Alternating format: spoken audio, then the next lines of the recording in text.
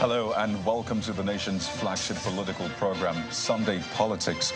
I'm Kayode Okikelu here in Lagos. Well, it's been 13 days now since INEC summoned the suspended Adamawa resident electoral commissioner, Mr. Hudu Yunusa Ari, after he made what's been described as an illegal announcement of results for the Adamawa supplementary governorship election. Well, the police has said it will leave no stone unturned in unraveling the remote causes, those are the words of the police, of the unwholesome conduct of the wreck, as well as ensure that all persons fingered in the cause of investigations are brought to book. So 13 days and counting. It is yet to be seen what the outcome of that investigation is, whether or not he's in custody, who else was involved in that process. And the big question we keep asking is, where is Mr. Hudu Yunusa Ari? We continue to wait and look to the authorities, the police, INEC and others concerned to give Nigerians an answer to that question. The date of the illegal announcement was April the 16th, 2023. INEC summoned him on April the 17th, so 13 days now and counting. Well, we'll continue to do that for our democracy. But what a week it's been, really. First, for the Nigerians who were caught up in the Sudan crisis and the government's evacuation arrangements, the back and forth, the students putting out a video that they were stranded, all of that. Then the return of the president-elect Bola Tinubu after a month-long absence from the country. And of course, the attendant visits by politicians, traditional rulers, and even businessmen. So that was a state of some of the Nigerians who wanted to be evacuated from Sudan at some point in time this week. And I should say that as at this moment, none of them have been evacuated to Nigeria. Also, one of the highlights during the week, aside the humanitarian situation playing out in Sudan, which has spilled over to Egypt, and of course we're expecting them to arrive in the coming hours. One of the highlights of the week was a visit by two out of the G5 PDP governors, which some are now referring to as a G2. I'm talking about what played out at the Defense House. That's Governors Nyesom Wike of Rivers and Seyi Makinde of Oyo State. So, as some have called that, the G2 of the G5 visiting the president-elect. And it's clear now, all of the inter-party alignments, the romance between the president-elect and those governors. What does it all mean? That was something a lot of people had to wrap their heads around. And of course, the permutations of who emerges Senate President, Speaker, and of course, other key roles in government. Oh, by the way, the president-elect Senator Bola Tinubu today arrived in Lagos, Nigeria's commercial capital, a state he governed for 8 years. Not to worry, we'll get to that on the program. But let's begin tonight with one of the major responsibilities of government, which is the welfare of its citizens. For several days now, the Nigerian government has been trying to bring back home thousands of Nigerians from Sudan. Tuesday, April the 25th, was to be the date for evacuation, having secured a ceasefire from both sides. But it's been 5 days since then, and the students and other Nigerians as well are yet to arrive home. So what exactly is going on? There's been a lot of questions in that area. We've heard from the students about how they were stopped in the middle of the road, how they were trapped at the Egyptian border, and other troubling accounts. And there have been questions, cogent questions, by the way, about the whereabouts of Nigeria's ambassador to Sudan. And the other big question, just how that $1.2 million was spent, the money said to be earmarked for that evacuation. Let's tell you this. Earlier today, we received this voice note from the ambassador. So take a listen. I just want to let you know that the embassy is not in charge of the bus contracts. We have not received any money from anybody to hire buses. We are only arranging the logistics. Those who are arranging the buses are the Ministry of Humanitarian as well in Nigeria, as well as NEMA. So our own is to get the necessary instruction that this and this has been arranged, and that we should give instruction to the students to meet at so and so place. And that's, you are aware, we have been doing. The present arrangement that appeared to have broken down was also midwifed in Nigeria. We are in contact with them to correct whatever is not right with the contract, because students cannot continue to live on the street. I want to assure you that we are as vulnerable as you are, and we are not going to leave until all of you have been moved to safety and to Nigeria. So I am urging you not to take any action like I am hearing that you are planning to attack the family of officers. The officers and myself, we are all as vulnerable as you are. We have no food like you, we have no water like you, we have no light like you.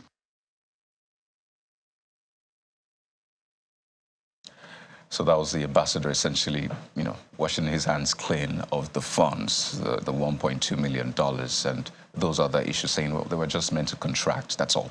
So much later, the Federal Ministry of Humanitarian Affairs, Disaster Management and Social Development came out to say how that $1.2 million was spent.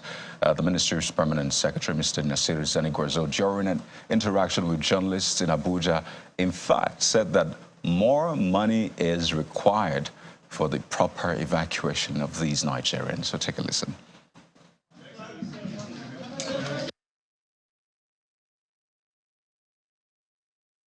Do you know how much it takes to hire a bus from Khartoum to the border? About 1,000 kilometers. $30,000 per bus. $30,000 per bus times 40 buses. Can somebody, any good mathematician amongst you? 1.2 million. That is not billion. Million. That is where your 1.2 million comes into. We now mobilized the first tranche approved by federal government out of this, which is $400,000, and transferred it. If you take out $400,000, what does it come to? 800,000. No, 1/3 Yes. of the total. Once they gave us 13 buses, 13 buses times $30,000 is how much? 390. 30. Can somebody calculate for me? That's 390 is correct, sir. 390. They stopped giving us. You remember I told you they gave us 13,000. They're supposed to give us 13 point something buses. They kept the 10,000. When you're traveling in Sudan, you don't enter a bus and start going. You must load it with water and biscuits. Yes. Believe me, I just became an expert on Sudan overnight because every day we discuss with them. And they told us our money is finished, bring another money. So that's the account, $30,000 per bus. And the calculation was being done even with the reporters there, crunching the calculators. So that's from the ministry right there as to how the money is being spent and the call for more that was made by the permanent secretary. But Nigeria is not the only country involved in the evacuation of its citizens. So let's perhaps show you how some of the other countries how far they have gone in trying to evacuate their nationals since violence broke out in Sudan. Well, we know that as at the last time we checked, Nigeria has not been able to bring anybody into the country. The evacuation is on. I mean, they've hopped on the buses, gotten to Egypt, they've been able to get across, but we're waiting for them to be airlifted, or perhaps that has been done already, but they've not arrived in the country. So the means of transportation for Nigeria is by land and, of course, subsequently by air. But the United Kingdom has been able to evacuate almost 2,000 of its citizens with 21 flights, essentially by air. Those have been conducted so far. For Germany and France, a total of 1,700 of their citizens have been taken back home from Sudan. You see the figures across other countries. Saudi Arabia, 3,000. They had to do this by sea, using boat. You see how countries have been, been quite creative trying to work around the situation. Uganda, 200. Palestine, 200 as well. We understand that there are thousands of Nigerians in Sudan, and the United States, of course, 300, had to go through land, sea, and air. The country has a total of 16,000 nationals in Sudan. And you see those figures right there for Turkey, Egypt, 1,000 to 436. Egypt by road, by the way. Then you just see a breakdown of how these countries are faring in evacuating their citizens back home. So we keep waiting. We have our correspondents across board just waiting at the airports. And as soon as that first batch lands, we'll give you the breaking news right here on Channels Television. But let's get into our first conversation tonight. And it is a reality check for the outgoing government on the one hand and the incoming government on the other. So while all of those meetings, permutations are going on, let's bring to bear the reality of Nigeria today and what the government has to do, the kind of work the government has cut out for itself. A few weeks from now, President Muhammadu Buhari is expected to hand over government. But what exactly is he handing over? Let's take a look at some of them. If we could take a peek into President Buhari's handover note, you'll see that, well, the next government will be in charge of subsidy removal or otherwise. He has also, of course, ceded that responsibility of conducting a national census to the incoming government. But that's not all. Let's show you some of the figures, President Buhari's handover figures.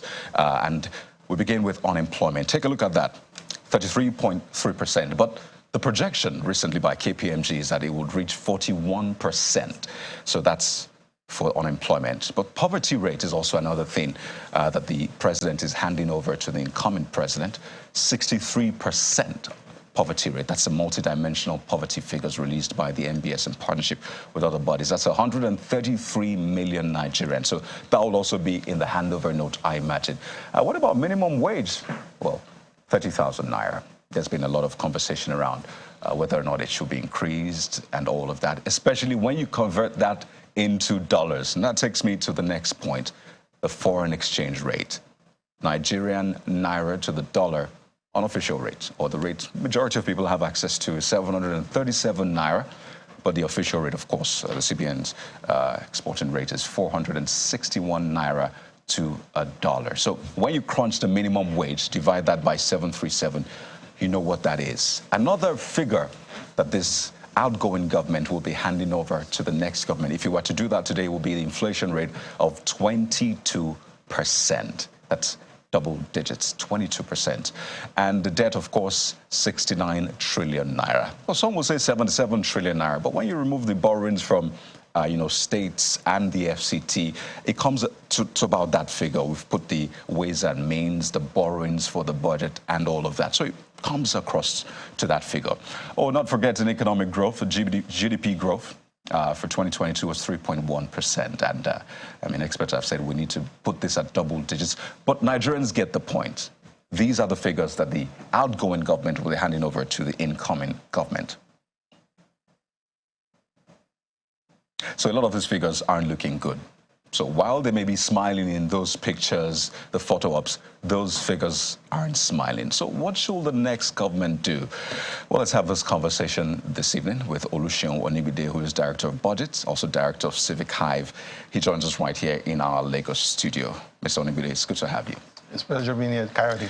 You know, when we have these figures and we're trying to wrap our heads around it, we always come to you, the experts, to help us understand. And it's always said that there's always a story behind the figures. We see the figures, inflation, but there's a whole lot of story behind it. So for you, you're not a stranger to these figures. You've been following the trends from as long as a lot of people can remember. What do you see when you see those figures that this outgoing government is handing over to the incoming government? Yeah, thanks so much. I think the first background to these figures is that in the last 8 years, we had 2 recessions. Growth has not been great. Recently, we've had this jump off, to around 3%. It's like you're in a hole and you get up. So it looks like you're growing, but it's not as if we've made significant leaps. And also because of that, there's been significant revenue shortage. This current government has not applied any level of fiscal consolidation or rationing when it comes to expenditure. It has spent as if he had all the money to do, and the way out for that was to borrow a lot of money. I mean, we're taking our domestic debt from around $10 billion to around $41 billion.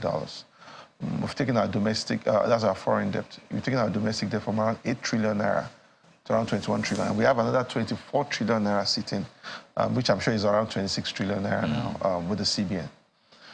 That the federal government still has to pay back, and that's not started with the securitization. So we've had a situation where we've not been able to apply some level of fiscal consolidation to trim the public expenditure.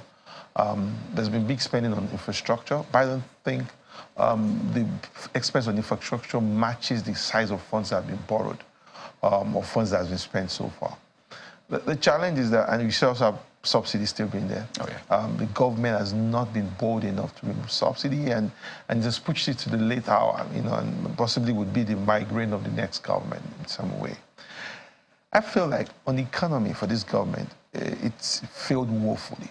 And I say this because if you look at significant decisions that should have been made, we looked at exchange rate, we lost significant value. We got in there with 216. We have to be realistic. We're around 740 is the rate. The CBN can't even give everybody, not even 10% of demand at 416. We still have funds not paid to airline operators. I mean, still hold airline operators. They can't evacuate their funds.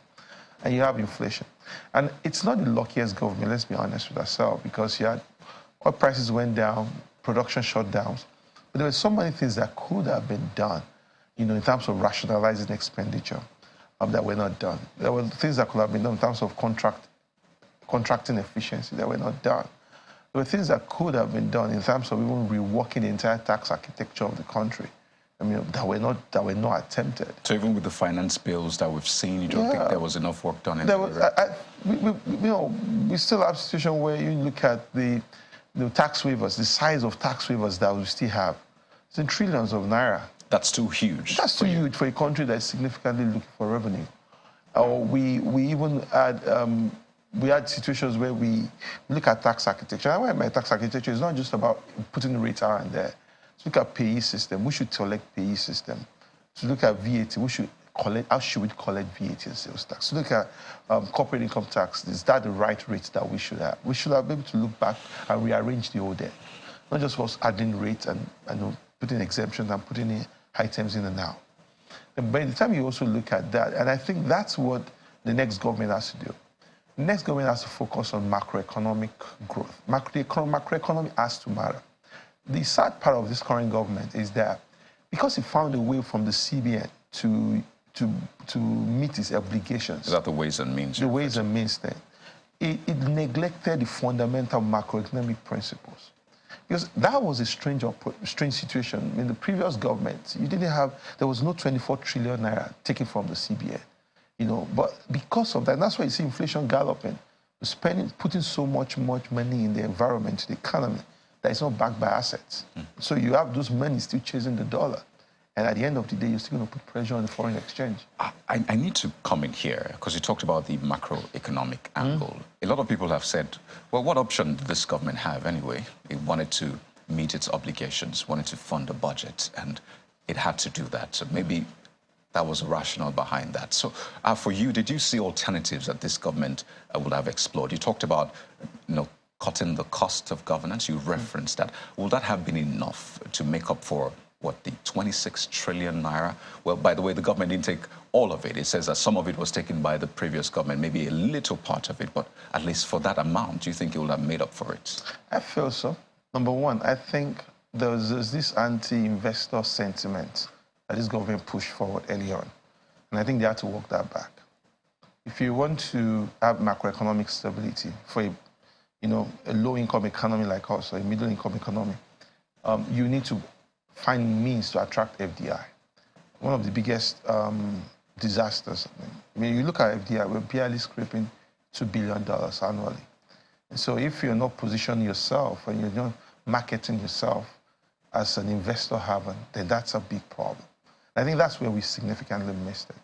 We took $13 billion in Eurobonds, around in this current cycle of the government. And we didn't use that to even invest in maybe an NLNG train. We didn't use that to say we're significantly fixing our power problems. We just took dollars when we could find dollars. And that's even the bigger rationale to us saying we're going looking for $800 million. There has to be some tactical approach in how we are doing things. If we cannot defend the currency at $400, then we 400 naira or 461, then we know that we have to defend at 700. But we could have opened up the space to be more effective for foreign investors to come in. I think that's the next thing the next government has to do. They need to focus on price stability, focus much more on being ready to attract foreign investment. Because without that, we would continue to seek means to find dollars to borrow, to do reserve management, and it will never just be enough. You know, the government time and again, and you said that this government has not been the luckiest with the recessions, the COVID-19, the oil prices, and all of that. But the government has found a way to say, well, it's still trying to do well in spite of all of the circumstances. So speak to us about the team, because this incoming government is also trying to put together a team. And for this outgoing government, it's had a team from the cabinet. In fact, there's also been the National Economic Council, which gave the advice on subsidy removal and all of that. So it had a team at different levels. And you said that this government failed woefully. So is it a problem of the team that this government had? Is it the political will, as they always say, which, by the way, is quite vague? A lot of people don't know what it means, but they always say lack of political will. Or was it external factors? What if you could pinpoint it? What was the major challenge? First, I think the erosion of the CBN independence was a big problem. You know, when you want to take money, the laws that said CBN could give a certain % of its previous year revenue as ways and means, those laws were there for purposes. And it was to make sure that the federal government was able to sweat enough before it finds the CBN as a last lender of resort. The feeling didn't look as if the federal government needed to sweat. It just made the CBN its piggy bank, you know. And because of that, even if you want to take loans from IMF, let's assume that's last lender of resort. IMF comes with conditionalities to say, do this, do that. You know, the independence of the CBN, where they could have said, the federal government, yeah, we know that COVID is in space. We know that there have been significant drop in oil prices, but we need certain reforms before we continue to back you. And these are the kind of things that you expect that would make the federal government to look inwards and say, okay, I'm going to take on this reform, I'm going to take on those things. But if it means like, can you jump? And the question is, how far can I jump? Then you're not going. So the first thing that the current next government has to do is, and in terms of the team construction, is how do you preserve the independence of the CBN? Because the CBN exists for two purposes, should actually. Full employment and monetary price stability. Yeah. Now, if the CBN continues to put money in the economy in an haphazard manner, you cannot guarantee price stability in that environment. And that's why you see us, and we've not even removed subsidy, we're already jumping around 20 to 22% inflation rate. So by the time you take out subsidy and sentiments getting, it can even be far higher than that. So I feel, first thing you have to do is look at the CBN structure, because we have a situation where we left the fiscal tools that could be more effective, and we all just jumped into CBN solving almost every problem. And I think that's what I feel really didn't make the economy be effective. No, look at how much you've put in the economy. Look how much debt you put in the economy. Then if you're putting money, Keynesians, they will tell you if you're putting money into the economy, it's for you to be able to generate growth and to be able to take the economy to full employment. So if you're just putting a lot of money in an economy and unemployment numbers are still rising and poverty index and the poverty numbers are still rising, so it tells you that something is not right. The macroeconomy, which is price stability, which is exchange rate stability, which is also even being able to, the credit flow within the economy, setting that standard to be proper first is what everybody now jumps on. But if you think you keep putting money into the economy in an opposite manner, in not a structured manner, you cannot generate the kind of impact you want. You know, a lot of people have said that, the incoming government is an APC government as well. So some fear that, will this just be a continuation of what we have seen in the past 8 years? Who knows what will happen to those figures that we reeled out, because they say that it's the same party anyway. It's still the same logo, perhaps even the same philosophy, even though there's a whole conversation about the philosophy of political parties in Nigeria and all of that. But for the incoming government, what should be its focus then if it will want to have a name or a performance different from this outgoing government? What should it focus on? I think the first thing the government needs to focus on is what we call fiscal efficiency. By the way, when I say focus on, I'm talking about the indices that we showed. Yeah. Those indices, unemployment, the poverty rates, the inflation. Which needle should they try to move first such that it can create way to tackle others? If I say focus on the short-term inflation. Inflation? Yes, you need to find a way to stem, especially food inflation. Because if you remove subsidy, if people can still eat at a reasonable amount, then that solves a big part of Nigeria's problem. There's that problem. adage in my culture that once you take away hunger, yeah, you've taken away a huge chunk of a person's problem. Yeah, so you have to find a way. I mean, food inflation is higher than the regular, the CPI index. So you have to find a way to tackle food inflation. Is there an easy way out? There are no easy ways out. But you have to look at the entire value chain and see where exactly are the biggest points of waste, or where are the parts where the component of inflation is happening. Or you have to find a way to dip into your productivity, especially for those crops. Crop production is still around 22% of our GDP. So if there's any place you're going to tackle inflation, it's about crop production and also the entire value chain around it. That's where it is. Second thing I would say focus is non-oil growth, especially non-oil exports. We have to be an economy that exports things outside oil. We're doing well. I mean, the current government, you have to respect that they've taken it forward a bit, but it has to be far more. I mean, we can't be producing $4 billion of non-oil exports and we pat ourselves in the back. We need to quadruple that. We need to, as much as we can go. I mean, Brazil does soya beans export of around $30 billion to EU alone. So if we sit back and just feel that we're fine, we're not good enough. We need to build an economy that is non-oil driven, especially when it comes to export. So I'll be looking at that number. Talk to us about looking inwards. The cost of governance has been a major issue, and a lot of people think that it will continue as business as usual. In fact, some fear that it may even be higher. So in terms of looking inwards, cutting expenditure, and your words was rationing expenditure, you think that this government was not able to achieve that. So in terms of rationing expenditure, what are those direct or specific areas you want this next government to look at and say, well, we have to cut it lean here? I think first, I feel that the current government, the next government should have fiscal efficiency. And I start with the culture of the government, because you can say, look into the budget, cut X, Y, Z. No, that's not where you start from. You start for the kind of culture. If it's a culture of like everybody's welcome, there's money on the table, take whatever you have to take your own share, then that becomes like you can't even to spin out of control. So the culture of fiscal efficiency has to be the first thing the government has to look for. Hey, we are broke. We don't have enough money. So we are trying as much as possible to squeeze water from a stone. But if it feels like, oh, there's always the CBN, there's always the capital market, there's always the bond market, there's going to be somehow be more money from more revenue, we'll be able to sell 1 or 2 or 3 assets, we're always going to have money, then there's always going to be a problem. The second thing is that the federal government also needs to streamline its capital projects. Too many projects that the federal government does, and I think that's where you have to start from. You have a school of fisheries delivering solar lighting systems. You have a college of education building schools in another city.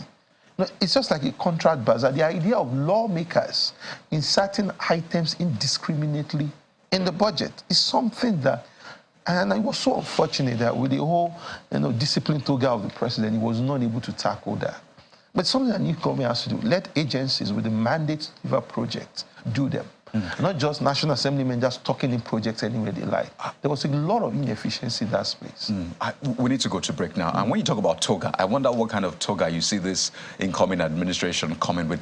But we'll go to break now. Yeah. And we'll take your final words in a moment. Plus, when we return, I mean, all of those meetings that have been happening at the president-elect's place, it is a talk about shaping the incoming government that is at the heart of it.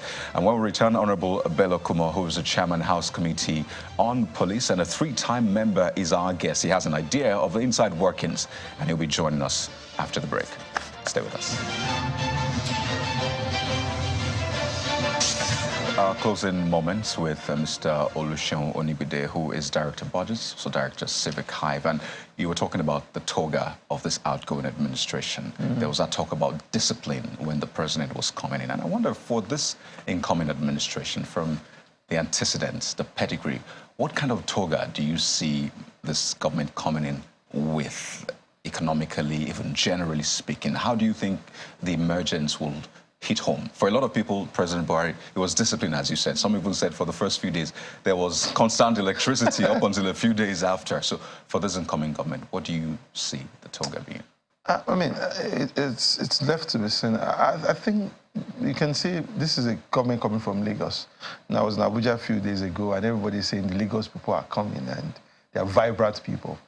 I think there's a feeling of a pro-growth government, you know, if it comes on board, that they would focus on taking on big ideas that can turbocharge the economy. I think there's a feeling around that. I see that. Maybe there's also a feeling that there will be a lot of money on the table. I don't know how the reality of that. But there's also a feeling that there was so much money flowing around the system, but that's left for the money to be efficiently spent.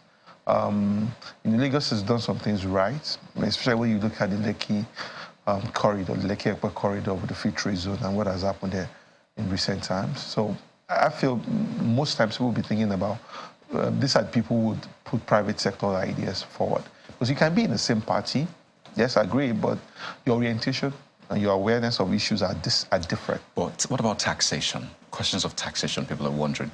All become of taxation. We have to Would we have to pay more? Will they pay less? It's something that has to happen. We have to be a country that is run on social contract. But at the end of the day, it also means that taxation comes with representation, it comes with questioning and accountability. It also and you think this incoming government has that pedigree of accountability? I don't think they've done well with that when they were in Lagos.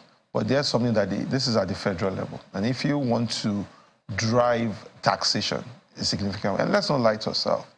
The economy has to be productive before you tax it. And we have to ask ourselves, if you're in Lagos, Lagos is the biggest site, is the biggest component of Nigeria's economy. So if you're going to export that idea to every part, it may not be that easy. But definitely there will be big questions and there will be big demands on the fact that non-oil revenue part has to grow. And that means more taxation or more efficiency in terms of getting people to pay and properly pay. Very interesting conversation we've had. Mr. Oluseun Onibide, Director of Budget, thank you so much for your time on the program. Wish you the very best. Thank you. So let's switch gears now. The president-elect, which we've just spoken about, arrived in Lagos today, and it wouldn't be surprising to see his residence in the nation's commercial capital turn into a mecca of sorts, as we saw at the Defense House in the nation's capital, Abuja. So, I mean, that is his arrival in the nation's commercial capital, a state he has governed for 8 years, and of course been instrumental to the emergence of subsequent governors in the state.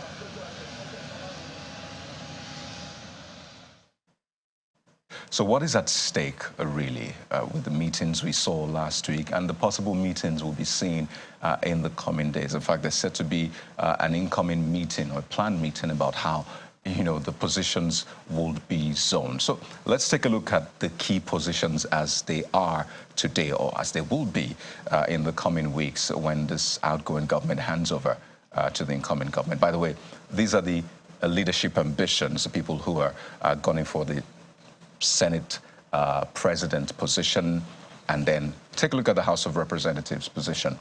Those are some of the aspirants, people who are gunning. But let's now see the balance of power as it is now.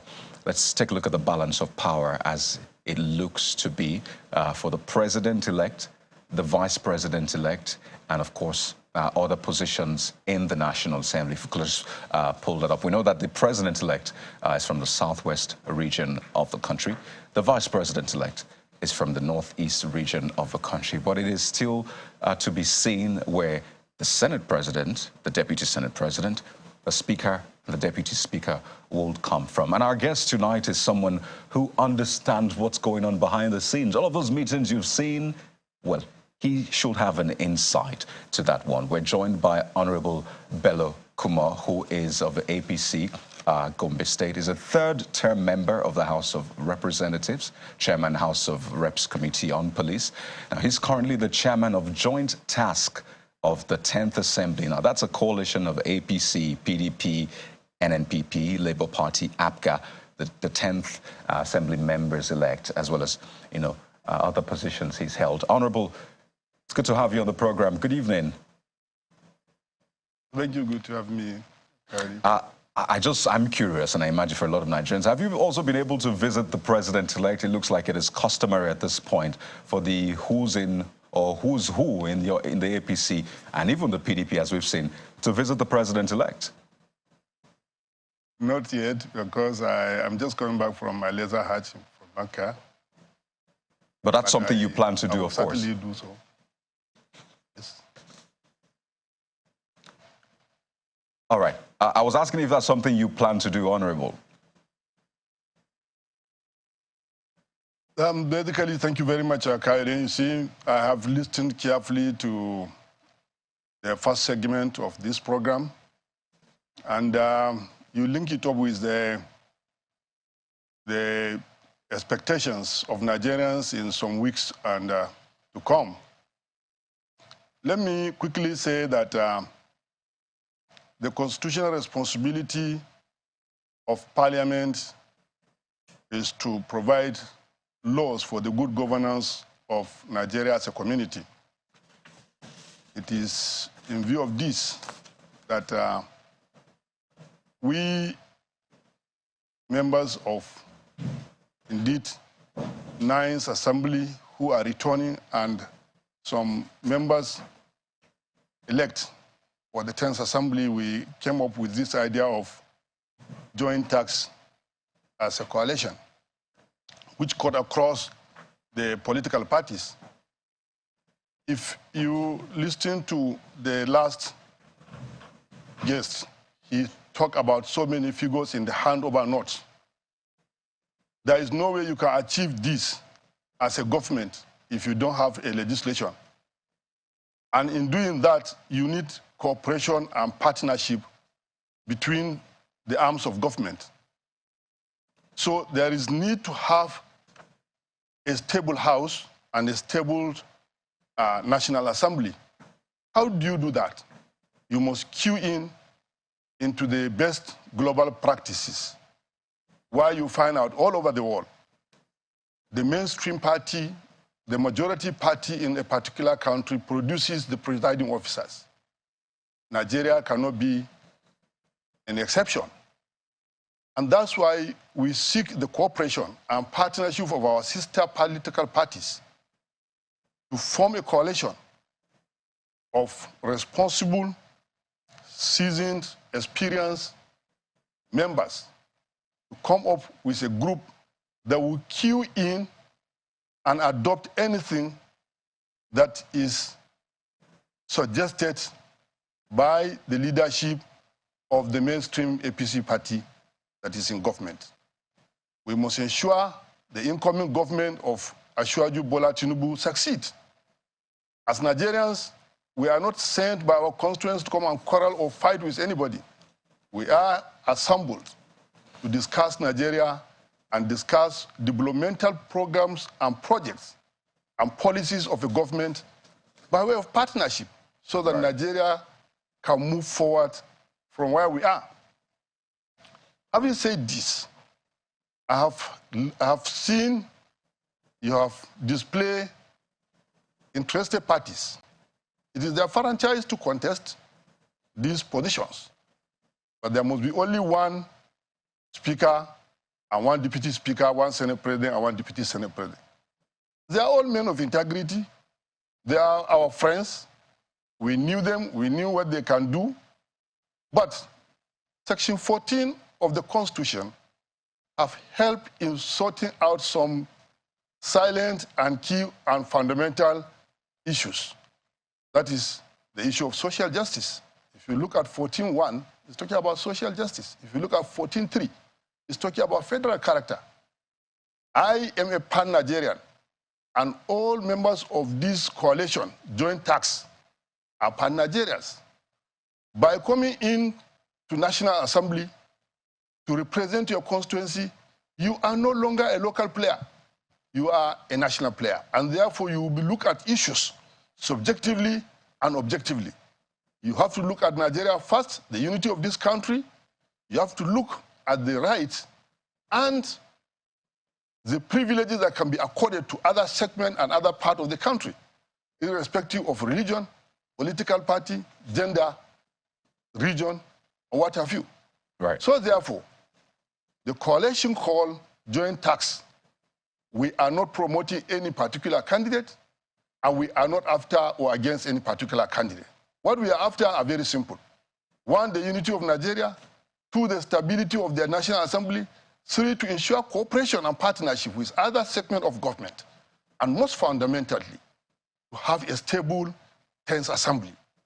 We have seen as a litmus test in two instances where in the first leg of Buhari administration, where you have Bukola Saraki and Ekwere Madu, it doesn't go away. It doesn't speak well about democracy in the world. You don't do such partnership, so we cannot go for a repeat of such. Well, Honorable. And we have not seen the Wase and Baja combination, that they are working in tandem with the executives. Members of the National Assembly can testify to you that in relation to budget implementation all over the country, you will give Buhari government a pass mark because budget implementation never go below 80, 85 to 90%. All right, Honorable, let me come in here. That's what we are trying to achieve during government. Let me come in here, if, pardon me, Honorable. Let me finish, 1 second. 1 minute. Just a moment, you land on that point. We must ensure that Ashwaju succeed. Right. I think it's a point you've made, essentially, that your goal is unity, stability, cooperation, and ensure that this incoming government succeeds. But, you know, this joint task which you talk about, what is the composition like? How much of members do you have? Because you said that you are not looking to zone, you're not supporting anybody, you just want what is best for the country. So what is the composition of this joint task? How much members-elect do you have? As a coalition, we have a structure. We have chairman and we have co-chairman. The co-chairman is a product of PDP. And we have a secretary who is of NMPP extraction. And we have 6 zonal coordinators and co-zonal coordinators. We have a vice chairman north and vice chairman south. And we have 3 spokespersons. All of these are of different political extractions. This is to tell you that when we are in that great chamber, we are not expected to be discussing our political parties. We are expected to discuss Nigeria, Nigerian development, and the partnership and queuing in the global best practices. We cannot metamorphose to local and even discuss political party issues. Political party is a platform that we come to discuss Nigeria. And when we come to discuss what benefits, what promotes, what makes Nigeria become a key player in the global world, we will put other sentiments aside.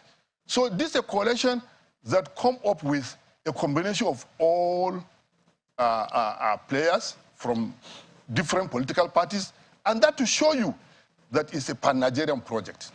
What I mean, Honorable, is of the 360 members of the House of Representatives, how many of them are part of this joint task? What I will tell you for free is, as a politician, we have the substantial number to determine what will happen in that election. What's most fundamental is we are waiting for the body language of the major or the main party, the APC. Let the party APC zone this position, and you will see miracle. We have the strength, we have the numerical strength, we have credible people, we have people that have vast experience in legislation and in parliamentary activities. I can tell you for free that we are politicians. We cross the bridge where we reach the bridge. We have that number. We have the number that will change all the dynamics. But what is most fundamental, we must ensure Ashwaju Bola Ahmed Tinubu government succeed as we are part of the government. The fact that you are a legislator or you are from the judiciary doesn't take you away from the part of that government. We are discussing Nigeria, and our most fundamental interest is Nigeria developing, is making Nigeria great, and we must rally around every right-thinking person who is willing to put Nigeria forward. We are willing to partner with such a person. Right. That what we are saying to queue in with the APC as a party is because that is a global practice. all over the world, the mainstream party, the majority party produces the presiding officer. So we are not doing anything different. But as I said, we respect all the aspirants. They are our friends. We know them. We know their antics. We know their credentials. We know their pedigree. And they are men of integrity. But there must be only one speaker at a time. But what we are saying, what is non-negotiable is Nigeria, the unity of this country, the stability of this country, and in fact, the stability of the 10th Assembly. All right. So you've said that you are waiting for the APC to release the zoning arrangement. Hopefully that will be in the coming days. But let's take a look at the balance of power yet again. So at least we get a sense of the thinking within your group. At least if we don't know the direction you're going, you can at least tell us the direction you will not go in. So we have a president-elect from the Southwest, a vice president-elect from the Northeast. Are you saying that even if the party zones the Senate presidency or the speakership to a region that is already represented as president-elect, vice president-elect, you are okay with it? We respect the ideals of party politics, but there is presumption of regularity. This presumption of regularity is we are expecting the party to do the right thing. The party are conversant with the constitutional provisions of Section 14. The party are equally conversant with the diversity of Nigeria as a cosmopolitan nation.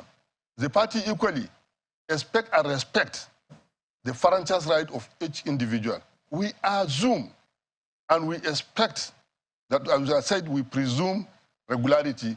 We are expecting that the party will look at segments of this country that are not favored so that we will have an all-inclusive governance. When once the party do the right thing, we are going to key in and give the party the best of our cooperation and rally around other interested groups to ensure that we do what is right only to ensure a stable government, a stable Nigeria, Asiwaju Bola Ahmed Tinubu government succeed, and we have a stable 10th Assembly. There will be value-added government. So speak to us. When you said that, I mean, you want this to go to segments or regions that are not favored. What are those regions that are not favored? Southeast, the South-South, if you have Central, if you have the president coming from, if you have the president coming from Southwest, and you have the vice president coming from Northeast, the other 4 zones are at liberty to take these positions, so that you have this sense of belonging, because we are preaching an all-inclusive government. Any position can go to anywhere.